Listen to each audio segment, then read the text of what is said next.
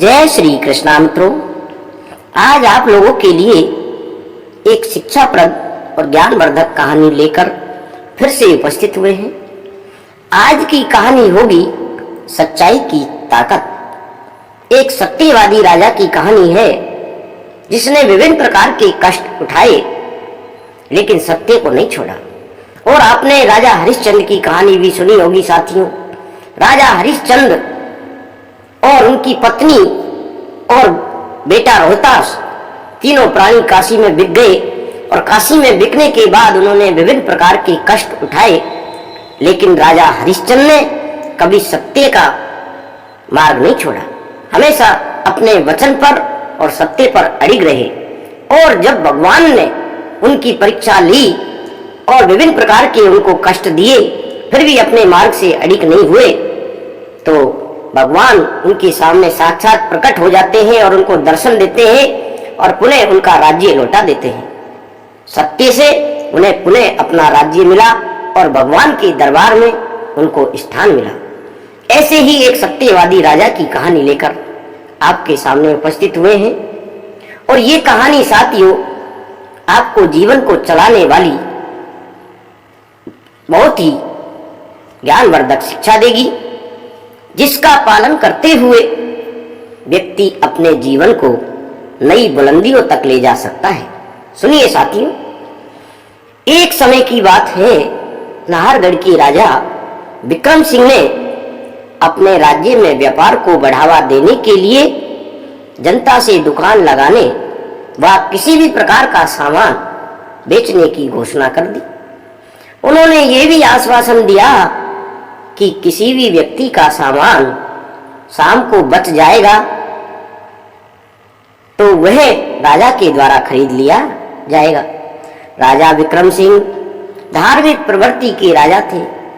उनका समाज सेवा करना अपने राज्य का ही नहीं अपितु पड़ोसी राज्य का भी उत्थान करना महान राजा का लक्ष्य था। साथियों, उनके सत्य वचन से दूसरे देश के राजा भी प्रभावित थे और उनका सम्मान करते। राजा विक्रम की घोषणा के बाद राज्य में लोगों ने अपनी अपनी दुकानें खोली और सामान की खरीद बिक्री करने लगे। राजा के मान सम्मान और उनकी योजनाओं के चर्चे दूर देश में भी होने लगे। देवताओं के राजा इंद्र को ये बात सही नहीं लगी और उन्होंने राजा की परीक्षा लेने के लिए साधारण व्यक्ति का भेष बनाकर कूड़े की दुकान लगाकर बैठ गए। सुबह से शाम हो गई किंतु उसका कूड़ा किसी भी व्यक्ति ने नहीं खरीदा। जब राजमहल के सिपाही शाम को बाजार का निरीक्षण कर रहे थे तब उन्होंने देखा कि इस व्यक्ति का कूड़ा किसी भी व्यक्ति ने नहीं खरीदा। सिपाहियों ने तुरंत इसकी सूचना राजा विक्रम सिंह तक पहुंचाई। राजा अपने वचन के पक्के थे। उन्होंने वचन के अनुसार उस व्यक्ति का सारा कबाड़ा खरीद लिया, अपने महल में लाकर रखवा दिया।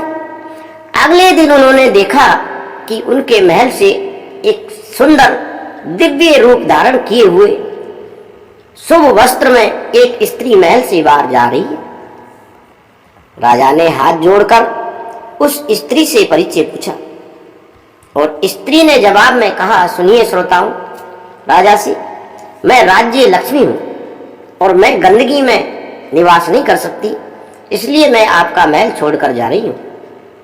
ऐसा कहते हुए राज्य लक्ष्मी राजमहल से चली गई। कुछ समय पश्चात एक दिव्य रूप धारण किए पुरुष महल से जाते दिखाई दिए। राजा ने हाथ जोड़कर उनका परिचय पूछा तो उन्होंने कहा, मैं यज्ञ देव हूं। जहां राज्य लक्ष्मी होती है वहीं मेरा काम होता है, इसलिए मैं भी आपका महल छोड़कर राज्य लक्ष्मी के पास जा रहा हूं। ऐसा करते करते साथियों कई सारे देवी देवता राजा विक्रम सिंह की महल को छोड़कर चले गए, जिनमें यश कीर्ति आदि देव भी शामिल थे। अंत में राजा ने एक और आखिरी देव को जाते देखा। उन्होंने हाथ जोड़कर उनका भी परिचय पूछा। देव ने कहा, मैं सत्य हूं, मैं भी तुम्हारे महल को छोड़कर जा रहा हूं। साथियों, राजा विक्रम सिंह ने तुरंत ही सत्य के चरणों में गिरकर उन्हें महल से जाने के लिए मना कर दिया।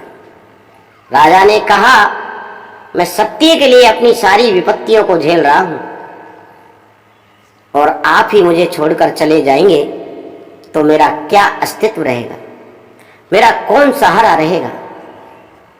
सत्यदेव ने कुछ समय सोच विचार कर और राजा के वचनों को ध्यानपूर्वक समझा तो उन्हें मालूम हुआ कि उनकी सत्य के प्रति दृढ़ता के कारण ही ये सभी स्थितियां राजा के सामने उत्पन्न हुई हैं, क्योंकि राजा सत्य का पालन करते हुए ही इंद्र के छल में फंसे हैं।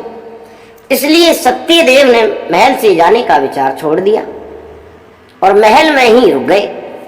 सत्य को महल में रुका हुआ देख राज्य, लक्ष्मी, यज्ञदेव, यश, कीर्ति सभी देवी देवता महल में पुनः वापस लौट आए, क्योंकि कहा जाता है साथियों, जहां सत्य है वहां सभी देवी देवता वास करते हैं और बिना सत्य के सभी अधूरे हैं।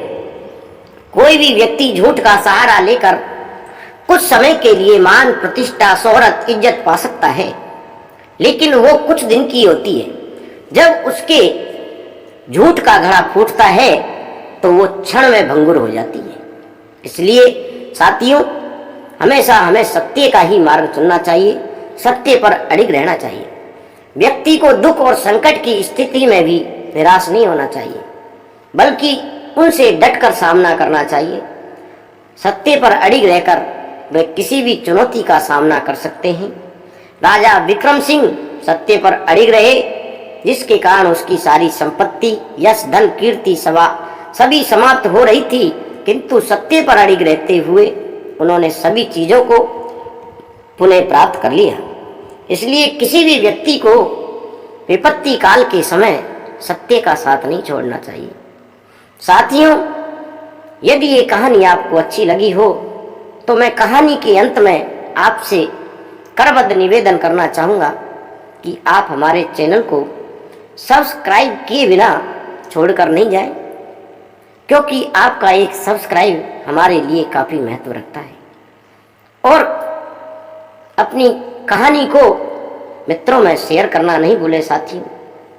और ऐसी नई नई कहानियाँ आप लोगों के लिए हम समय समय पर लाते रहेंगे और आपसे निवेदन है आप हमसे इसी प्रकार जुड़े रहें।